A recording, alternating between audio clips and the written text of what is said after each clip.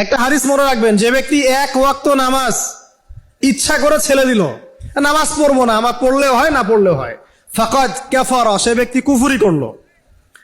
অন্য হাদিসে আছে বাইনার রাজুলি ওয়া বাইনাশ শিরকি ওয়াল কুফর তারকুস সালাহ, মানে আল্লাহর বান্দা আর কুফর শিরকের মধ্যে পার্থক্য নামাজ। আর পাক্কা নামাজি কারা এটা জানার জন্য আমাদের দুইটা সময়ের দিকে খেয়াল রাখতে হবে। কয়টা সময় ভাই? এক ফজর, আর একটা হচ্ছে এশা। এই দুই ওয়াক্তে দেখবেন মসজিদে কারা কারা আসে, তারাই হচ্ছে আল্লাহর জমিনের সবচেয়ে শ্রেষ্ঠ মানুষ। যারা ফজর আর এশার নামাজ জামাতে আদায় করে এরা নিঃসন্দেহে মুনাফিক না, আলহামদুলিল্লাহ। কারণ আল্লাহ নবী বলেছেন, বলেন সাল্লাল্লাহু আলাইহি ওয়াসাল্লাম, মুনাফিকদের উপরে সবচেয়ে ভারী নামাজ হচ্ছে দুইটা। কয়টা?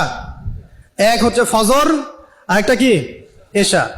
তো 5 ওয়াক্ত নামাজ গুরুত্ব দিব, সবচেয়ে বেশি গুরুত্ব দিবেন কিসে?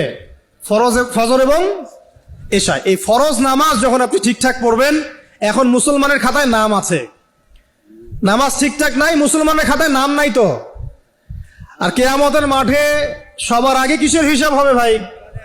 নামাজে। যার নামাজ ঠিকঠাক থাকবে তার বাকি হিসাব ওকে, কোনো সমস্যা নাই। আর যার নামাজ ঠিকঠাক নাই তার বাকি হিসাব ধরা খাবে, হবে না? আল্লাহ নবী সাল্লাল্লাহু আলাইহি ওয়াসাল্লাম বলেছেন, মান তারাকা সালাতা মুতাআম্মিদান ফাকাদ কাফার। কেউ যদি ইচ্ছাকৃতভাবে নামাজটা ছেড়ে দেয় বা নামাজ অস্বীকার করে, সে ব্যক্তি কুফরি করলো। কি করলো? কুফরি করলে কেউ মুমিন থাকে? আচ্ছা, এখন দেখেন পরিস্থিতি, দেখেন মুসলিমদের মধ্য থেকে ব্যক্তি জীবন থেকে নামাজ কিন্তু চলে যাচ্ছে, বেশিরভাগ মানুষ নামাজ পড়ছে না। অতএব প্রথম মেহনত হওয়া কিসের উচিত? নামাজ।